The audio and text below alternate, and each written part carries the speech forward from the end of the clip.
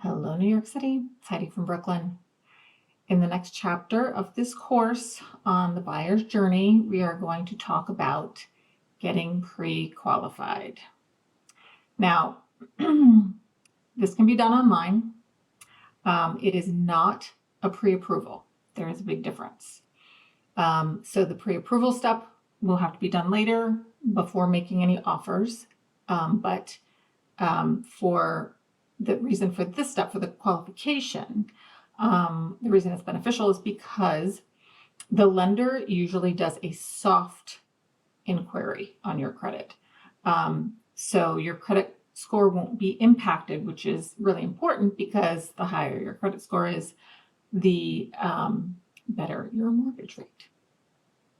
And this step, you will figure out what you qualify for. You qualify for a certain amount, and that's your price point, your limit. But you don't necessarily want to, let's say you get approved for $2 million. Well, you have to really think about a few things before you say, okay, let's go look at $2 million properties. You have to really think about, is that what you want to pay or shop for? Because you have to think about what your monthlies are going to be, what your down payment is going to be. You have to think through all these things. So your down payment is going to be usually 20% of the price. Sometimes it's 10, but it's usually 20%. So figure 20% cash. So if you're looking at a $2 million property, that's $200,000 cash. But you also have to think about closing costs. Closing costs are like between 3 and 4% of the sale price, and that depends on the property type and like the sales price, because there's a thing called a mansion tax, which we'll talk about. And then on top of all that, the lenders expect you to have a certain amount of post-closing liquidity. And that means the amount of money you have after all is said and done, went to the closing table, own your new home. And they want you to be able to have at least 12 months worth of cash in reserves for your mortgage payment to make sure that you can make your payments. So that is what that is for. And then you have to also think about, so that's all these different chunks of cash. And then you also have to think about your monthly. So factor in not just the mortgage, say the mortgage payment. It's not just principal and interest. There is also your taxes, your yearly taxes, and then your homeowner's insurance. And why the taxes and homeowner's insurance are in there is because the lenders want to make sure those get paid. So they take the money from you slowly within your mortgage payment and keep it in escrow, and then the state will go to your mortgage lender, pay the taxes and your homeowner's insurance. So you'll get a copy of those things, but you won't be paying them. And then you also have to think about your common charges and your maintenance. If you're not buying a single or multifamily home, you are going to have either maintenance or common charges. And so you have to factor that in. There was one property that I bought back when I was married that our maintenance was almost as much as our mortgage premium and insurance. Like, you have to really pay attention. A good agent will not let you, overlook how much that will impact your monthly payment. And then storage. If you are, again, buying a condo or co-op and there is no storage in the basement, we all know classic New York City apartments don't have a lot of storage or closet space. So you may be looking at storage fees as well. And then, your monthly utilities, and just, take a look at that. And if you're comfortable with that. And one thing to think about is like, what are you paying in rent now? Like, if you just want to make sure that, you do the math.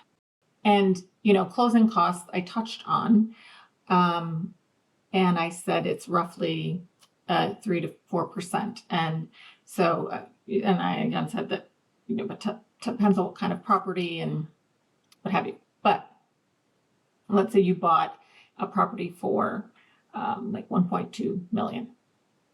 Your estimated closing costs would be based on an average. But the average of what? Well, the average of things like title insurance, board application fee, or a move-in fee. If you're in a multi or single family home, you don't have to worry about that.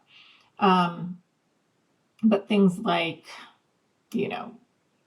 your inspection and appraisal and your lawyer, I already said lawyer, I don't know. And then all the finance related costs. So that, there's recording fees and their bank attorney fees and application fees and what have you.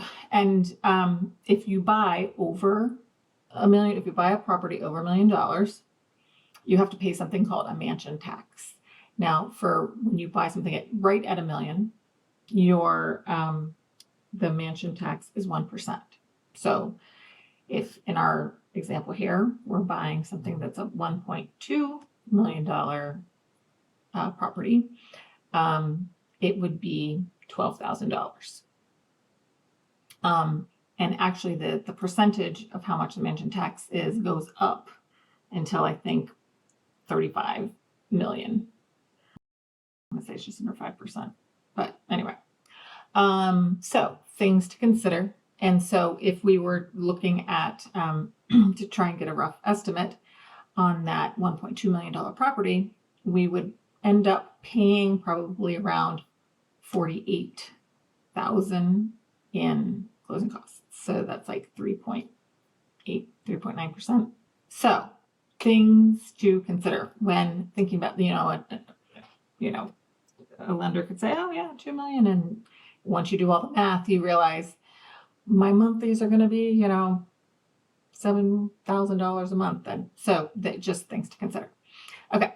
And then, so while you're going through and thinking about lenders, so there's different types of loans, and lenders have different, sometimes they offer different incentives, like, 2-1 buy down of the interest rate.